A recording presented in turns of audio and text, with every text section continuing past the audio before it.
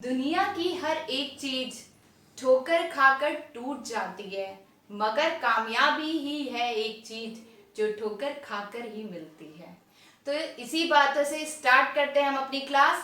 Welcome to our session. आज हम बात करेंगे हिस्ट्री की और आज बात करेंगे मौर्य वंश की।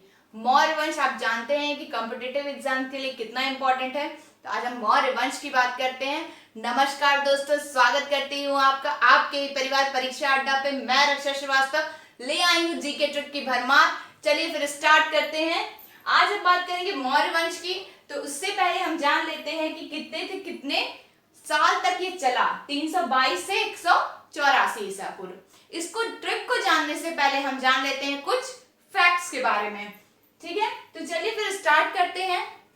मौर्य वंश के संस्थापक जो थे वो थे चंद्रगुप्त मौर्य। ठीक है, चंद्रगुप्त मौर्य को जस्टिन ने क्या कहा था? सैंड्रोकोटस कहा था। ठीक है, विशाख दत्त ने मुद्रा राक्षस में चंद्रगुप्त को क्या कहा था? ये बहुत इंपॉर्टेंट क्वेश्चन है। क्वेश्चन पूछा जाता है, घुमा फिरा के क्वेश्चन पूछा जाता है कि विशाख दत्त ने मुद्रा राक्षस में चंद्रगुप्त को क्या कहा था? वृषण कहा था। ठीक है, अब अगले फैक्ट्स पे नजर डालते हैं। अर्थशास्त्र, जो कि बहुत इंपॉर्टेंट क्वेश्चन है और अधिकतर इंपॉर्टेंट, मतलब कॉम्पिटिटिव एग्जाम में अधिकतर ये क्वेश्चन पूछा ही जाता है कि अर्थशास्त्र पुस्तक किसने लिखी। तो इसका जवाब है कौटिल्य, जो कि आप चाणक्य के नाम से भी जानते हैं। बहुत सारे सीरियल्स आते हैं, चाणक्य नीति आती है, बुक आती है।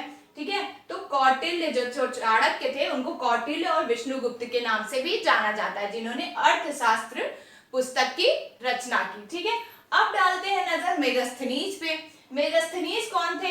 तो मेगास्थनीज जो थे वो यात्री थे, वो जो आए थे और उन्होंने कौन सी पुस्तक लिखी थी? इंडिका पुस्तक लिखी थी। ठीक है, अब सेल्यूकस की बेटी कार्नेलिया, सेल्यूकस ने ही मेगास्थनीज को भेजा था चंद्रगुप्त मौर्य के पास। ठीक है, तो सेल्यूकस की बेटी थी कार्नेलिया, जिसकी शादी किससे हुई थी? चंद्रगुप्त मौर्य से हुई थी। और चंद्रगुप्त मौर्य से जब शादी हुई थी तो सेल्यूकस जो है वो भाई बहुत ज्यादा एक्साइटेड हो गए थे, अरे मेरी बेटी की शादी हो रही है। तो वो बहुत सारा दहेज में, बहुत सारे क्षेत्र, बहुत सारी ऐसी जगह थे जो चंद्रगुप्त मौर्य को दहेज में ही दे दिए थे, जैसे कंधार हो गया आपका, और भी कई सारी जगह हैं। ठीक है, तो और 305 ईसा पूर्व में उन्होंने मौर्य ने सेल्यूकस को हरा दिया था। ठीक है, 305 ईसा पूर्व में, तो इसलिए वो एकदम खुश हो गए थे। ठीक है, अब देखिए बात करते हैं चंद्रगुप्त मौर्य के गुरु कौन थे। तो वैसे तो देखा जाए तो जो शस्त्र और नीति के अनुसार चंद्रगुप्त मौर्य को ये दिखाए थे कि हाँ भाई तुम धनानंद को हरा दो तो तुम मौर्य वंश के संस्थापक और एक सम्राट बन जाओगे बहुत बड़े। तो ये सब चाणक्य ने ही सिखाया था उन्हें। ठीक है, लेकिन अगर जैन धर्म की शिक्षा की बात करी जाए कि शिक्षा दीक्षा किसने दी थी, तो भद्रबाहु ने दी थी। ठीक है, तो गुरु कौन थे? भद्रबाहु, जिन्होंने जैन धर्म की शिक्षा दी थी। ठीक है, शासन काल में जब चंद्रगुप्त मौर्य का शासन काल चला था तब 12 वर्ष का काल पड़ गया था। ठीक है, और इनकी मृत्यु हो गई थी श्रवणबेल गोला में। जब चंद्रगुप्त मौर्य जो है जब जैन धर्म अपना लिए थे तो थोड़ा उनका मन विचलित रहता था। जब उनका मन विचलित रहता था तो उन्होंने भद्रबाहु से कहा कि चलिए श्रवणबेल गोला की तरफ चलें। ठीक है, जब वो वहां गए, जो कि अभी कर्नाटक में है प्रेजेंट टाइम में, तो जब वहां गए उन्होंने कहा कि मैं पांच हफ्ते का उपवास रखूंगा। भद्रबाहु ने कहा क्या? तो उन्होंने कहा हाँ, मैं 5 हफ्ते का उपवास रखूंगा, और उसके बाद 5 हफ्ते का उपवास रखने के उपरांत उनकी मृत्यु हो गई। ठीक है, तो ये सबसे ज्यादा इंपॉर्टेंट क्वेश्चन है कि मृत्यु कहाँ हुई थी, अधिकतर क्वेश्चन पूछता है। तो श्रवणबेल गोला में, जो कि कर्नाटक में है। ठीक है, चलिए अब फिर अपने ट्रिक की तरफ आते हैं। जान लिए बहुत सारे फैक्ट्स के बारे में। तो ठीक है, ये ट्रिक हमारी है, चंद्र बिंदु आशिक रथ से साली देवर साथ बहे। अब भाई स्माइल तो आ ही गया होगा चेहरे पे। साली और देवर की बात जो आ गई, सबकी सालियां होती है, बहुत लोग के देवर भी होते हैं, और किसी किसी के तो साली और देवर दोनों साथ भी होते हैं। अब उनके साथ बह मत जाइएगा, आ जाइए टॉपिक पे।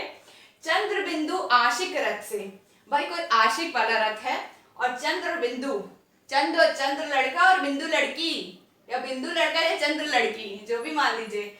ठीक है, तो चंद्र बिंदु जो है वो आशिक रथ से निकले और साली देवर के साथ बह गए कहीं। तो अब ये हमारी ट्रिक है।